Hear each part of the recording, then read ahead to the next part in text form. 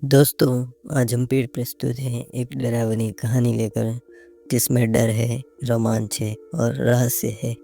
गाँव रतनपुर की पहचान उसके पुराने कुएं से थी जो कभी सूखता नहीं था। गर्मियों की भीषण तपिश हो या बरसात की भारी बाढ़, उस कुएं का जल हमेशा शांत और भरपूर रहता था।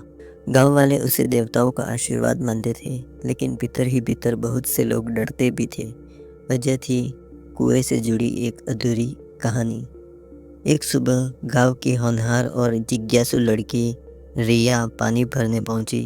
जब उसने बाल्टी रस्सी से बांधकर नीचे डाली, तभी कुएं के भीतर से हल्की सी आवाज़ आई।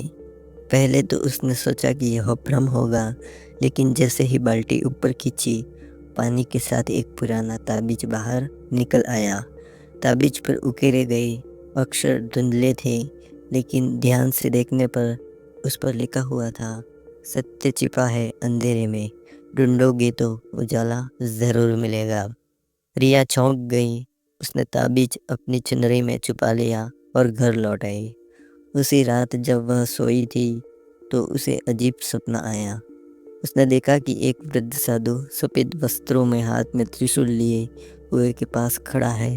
उनकी आंखों में सीधा प्रकाश निकल रहा है। साधु ने कहा, रिया, यह कुआं तुम्हारे वंश का रहस्य छुपाए हुए बैठा है। तुम्हारे पूर्वजों की आत्माएं यहाँ अब तक कैद हैं। जब तक तुम सच्चाई उजागर नहीं करोगी, गांव पर संकट बना रहेगा। रिया हड़बड़ा कर उठ बैठी। उसका दिल जोर जोर से धड़क रहा था। अगले दिन से ही उसने सुराग ढूंढने शुरू किए। उसने गांव के बुजुर्ग रामसुख बाबा से बात की। पहले तो बाबा टालते रहे, लेकिन जब रिया ने ताबीज़ दिखाया तो उनकी आंखें नम हो गई।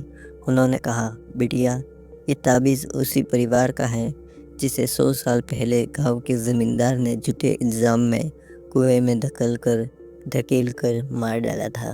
वो लोग निर्दोष थे, लेकिन उनकी चीखें आज भी इस जल में गूंजती है। और सच तो ये है कि वो परिवार तुम्हारा ही था। रिया का दिल कांप उठा। उसे विश्वास नहीं हुआ कि उसके अपने पूर्वज इस तरह से बलि चढ़ा दिए गए थे। लेकिन अब उसने ठान लिया था कि वह इतिहास के इस काले पन्नों को उजागर ज़रूर करेगी। धीरे धीरे उसने गांव के पुराने दस्तावेजों, अदालत के कागज़ों और पीढ़ियों से चली आ रही कहानियों को जुड़ना शुरू किया।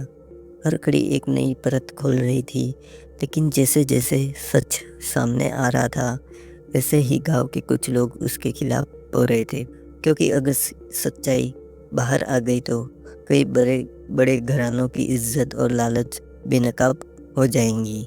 रात को अक्सर रिया को कुएं के पास से करुण चीखें सुनाई देती। कभी वह हल्की फुसफुसाहट, तो कभी बच्चों की रुलाई।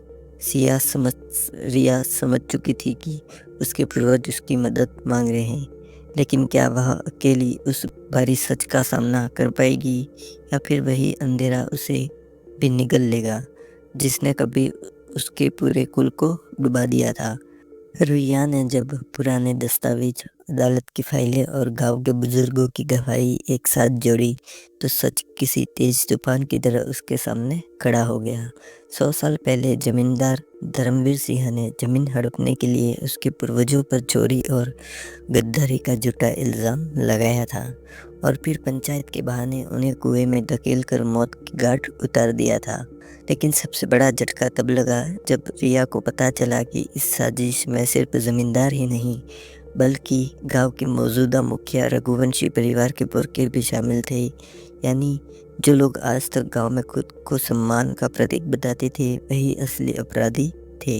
रिया ने पंचायत में सबूतों के साथ सच को उजागर किया। जब उसने ताबीज सबके सामने रखा और उसके साथ वो सारे दस्तावेज पढ़कर सुनाए, तो गांव सन्न रह गया। भीड़ में खड़े रघुवंशी परिवार की आंखों में डर साफ झलक रहा था।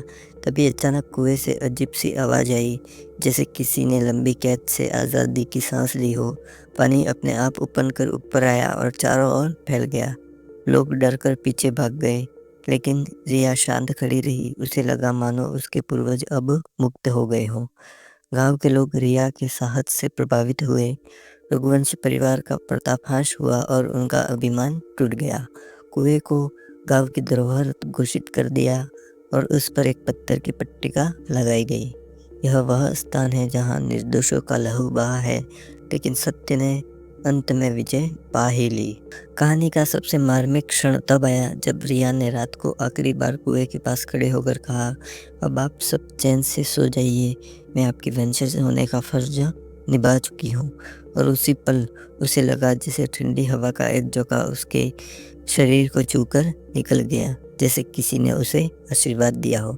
तो दोस्तों, ये डरावने कुएं की कहानी आपको कैसी लगी, जिसमें रहस्य था, अपराध था और रोमांच था।